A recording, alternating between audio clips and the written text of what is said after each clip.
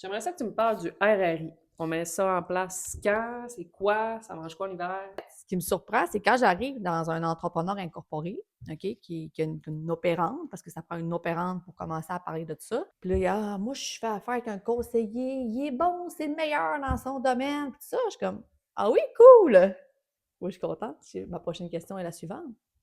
Est-ce que tu as ça, toi, un RRI? Un quoi? RRI, régime de retraite individuelle. C'est comme, sûrement. J'ai sûrement ça. T'es sûr? Parce que je pense que si tu l'aurais, tu le saurais. Fait que souvent, j'ai des clients, le clin d'œil à ceux qui vont se reconnaître, mais qui. Notre relation a commencé comme ça. Dire que moi, j'ai tout ce qu'il faut, je suis super accompagnée, puis tout ça. Puis on s'est rendu compte que finalement, à force de creuser, bien, il y avait besoin de retravailler sa pyramide, d'aller à la base, de donner son assurabilité à la bonne place. Après ça, d'avoir son fameux RRI. Seule chose, c'est que pour avoir un RRI, il faut que tu te payes à salaire.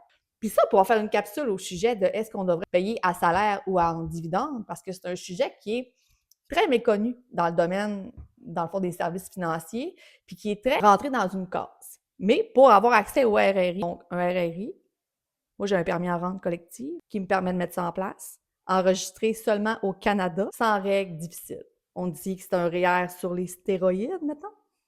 Donc, un REER traditionnel, tu as droit à 18.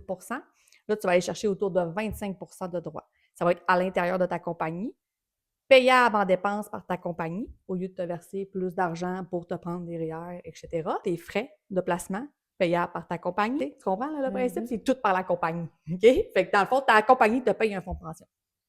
Fait que c'est ça qu'il faut que tu retiennes. Ça arrive vraiment souvent que les gens n'ont jamais entendu parler de ça. Il ne faut pas que tu te payes 100 en dividende.